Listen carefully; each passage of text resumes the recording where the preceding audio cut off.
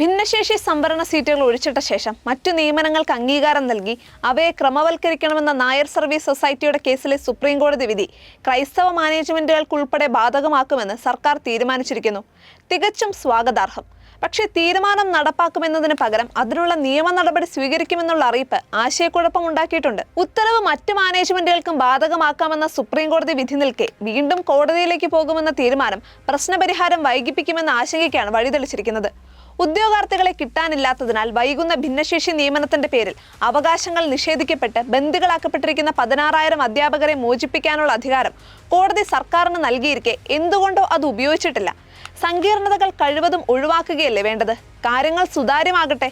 മുഖ്യമന്ത്രിയുടെ അധ്യക്ഷതയിൽ ചേർന്ന ഉന്നതതല യോഗത്തിലാണ് സുപ്രധാനമായ തീരുമാനമുണ്ടായതെന്ന് വിദ്യാഭ്യാസ മന്ത്രി വി ശിവൻകുട്ടി അറിയിച്ചു. ഭിന്നശേഷി സംവരണവുമായി ബന്ധപ്പെട്ട് ദീർഘകാലമായി നിലനിൽക്കുന്ന ചില തർക്കങ്ങളും നിയമപ്രശ്നങ്ങളുമുണ്ട്. ഇത് കാരണം നിരവധി അധ്യാപകരുടെ നിയമനാംഗീകാരം തടസ്സപ്പെട്ടു. NSS മാനേജ്മെന്റിന് ലഭിച്ച ആനുകൂല്യം മറ്റു മാനേജ്മെന്റുകൾക്കും നൽകുന്നതിനാവശ്യമായ നിയമ നടപടികൾ സർക്കാർ സ്വീകരിക്കും. കേസ് വീണ്ടും പരിഗണിക്കുമ്പോൾ സർക്കാർ ഈ നിലപാട് സുപ്രീം കോടതിയെ അറിയിക്കും.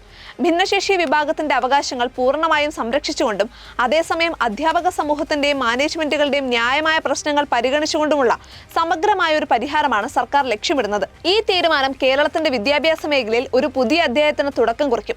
മന്ത്രി അറിയിച്ച ഉന്നതതല യോഗ തീരുമാനം പ്രശംസാർഹമാണ്. പക്ഷെ മന്ത്രി പറഞ്ഞതുപോലെ പുതിയ അധ്യായം തുറക്കാനുള്ള അധികാരം സുപ്രീം കോടതി സർക്കാരിന് നൽകിക്കഴിഞ്ഞു. എന്നിട്ടും ഉത്തരവല്ല നിയമ നടപടി സ്വീകരിക്കുമെന്ന പ്രസ്താവനയാണ് മന്ത്രി ഇന്നലെ പുറത്തിറക്കിയത്. വ്യാഴാഴ്ച കേസ് പരിഗണിക്കുമ്പോൾ സർക്കാർ പുതിയ നിലപാട് സുപ്രീം കോടതിയെ അറിയിക്കുമെന്നത് നിയമപരമായി ന്യായീകരിക്കാനായേക്കും. പക്ഷേ വൈകിയെത്തിയ നീതിയെ പടിവാതിൽക്കൽ തടയുന്നതിന് തുല്യമാകും. ഭിന്നശേഷി ഉദ്യോഗാർത്ഥികൾക്കായുള്ള സീറ്റുകൾ ഒഴിച്ചിട്ടുകൊണ്ട് മറ്റു നിയമനങ്ങൾക്ക് അംഗീകാരം നൽകി അവയെ ക്രമവൽക്കരിക്കണമെന്നാണ് NSS കേസിൽ സുപ്രീം കോടതി ഉത്തരവിട്ടത്. സർക്കാർ അനുകൂല ഉത്തരവ് പുറപ്പെടുവിക്കുകയും ചെയ്തു. സമാന സ്വഭാവമുള്ള സൊസൈറ്റികൾക്കും ഈ ഉത്തരവ് നടപ്പാക്കാമെന്ന് സുപ്രീം കോടതി ഈ വിധിന്യായത്തിൽ തന്നെ വ്യക്തമാക്കിയിട്ടുമുണ്ട്.